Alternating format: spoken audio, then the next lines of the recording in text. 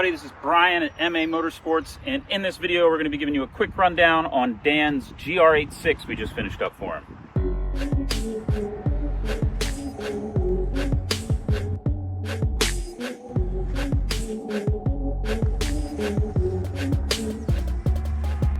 Dan had bought this car brand new in 2023 with the sole intention of using it for track days and racing purposes.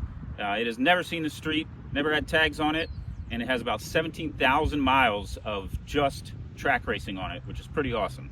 So towards the end of that time, sadly, the harmonic balancer broke off of the factory FA24 Subaru engine and caused some somewhat catastrophic damage to the crankshaft and the bearings. So he brought it to us, and we decided, with his input of course, to do an engine swap. So let's take a look at what we got going on. Before we get into what's under the hood, I wanted to really just appreciate the simplicity of Dan's car here. It's factory bodywork, less the important stuff we have down here, a front splitter that we reinforced for him, and it has a rear diffuser, some really basic lightweight wheels. Suspension wise, he has some coilover suspension on it and some AP Racing front brake upgrade. We installed some APR mirrors for him, and we also installed and set up this 9 Lives Racing wing for him, which is actually really awesome. This thing is massive. Otherwise, factory bodywork. We did some simple stuff to this rear fender here where it had gotten damaged, so we just made a simple bolt-on solution. Again, this is a track-only car. So it's going to have some bumps and bruises and scratches on it. I really like this purpose-built machine. So you might be wondering what kind of engine would you want to put in a car like this. It doesn't need to have a crazy amount of power. It's just for doing track days and some local club racing stuff. So, you know, it can't make too much power or he'll get bumped into a different class. It should be lightweight. Very important, and I think we made the right choice. Sticking with the Japanese engine, but no more Subaru. Ta-da! Honda power. What we have here is a K24A2, so out of a USDM TSX. This particular model is out of a Japanese something or another.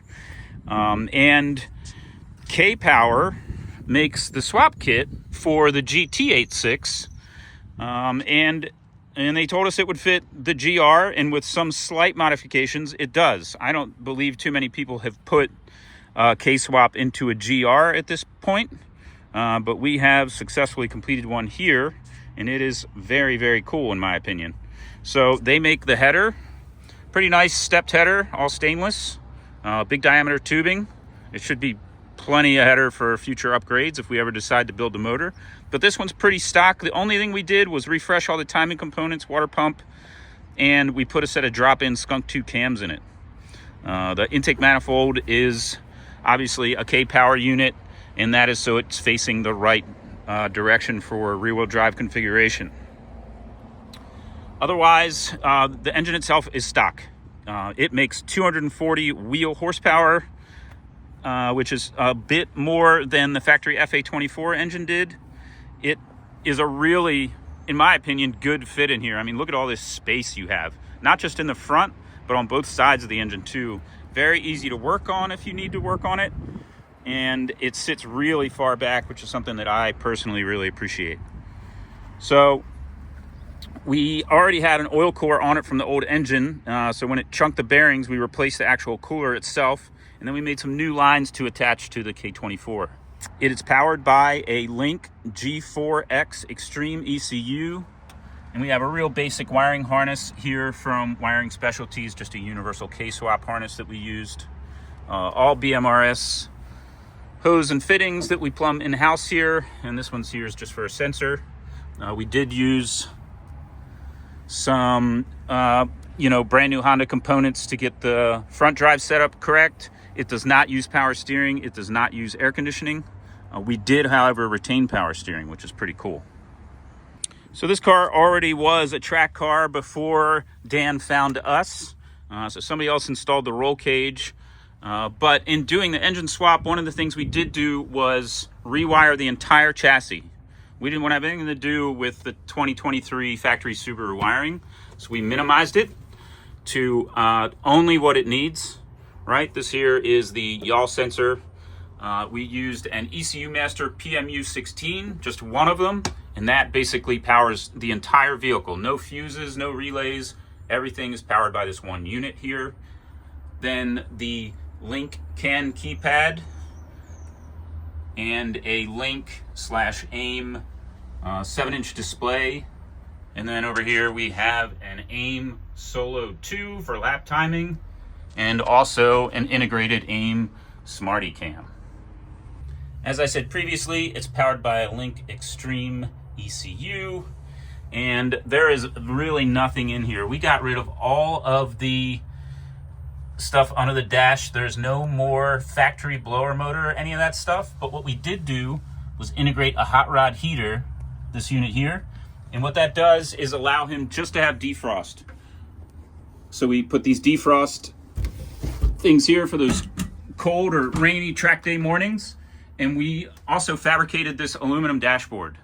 The factory dashboard is a million pieces, and by the time you delete all the crap out of it you don't need for a race car, it's just a heavy, weird looking thing. So we just did this very simple sheet metal dash, very straight and to the point, and that turned out really well. This is for his containment net, that fella there.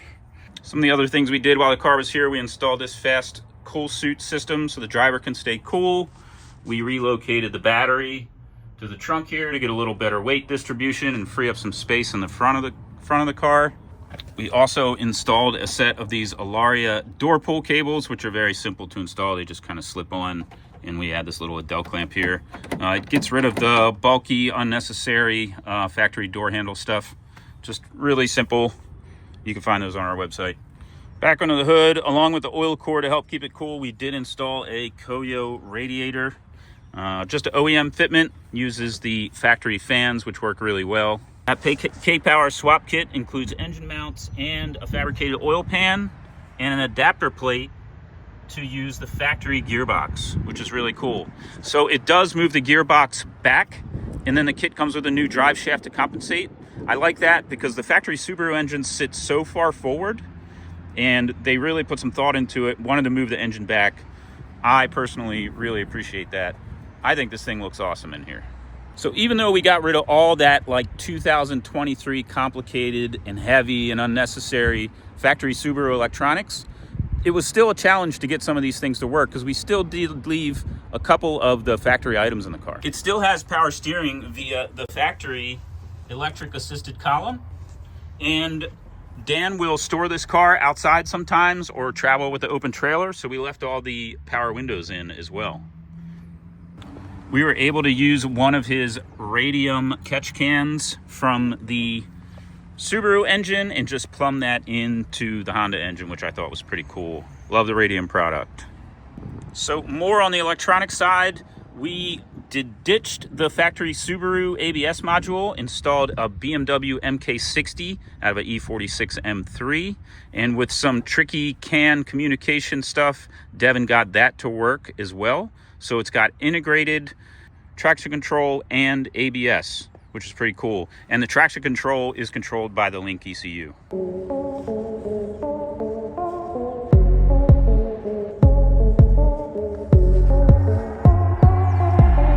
Thank you for watching this quick little video on our client Dan's car we just finished up for him. If you have any interest in some sort of custom fabrication, you have some wild idea for a race car, drift car, street car, shoot us a message. We'll be happy to talk about it. Again, thanks for watching. Don't forget to subscribe.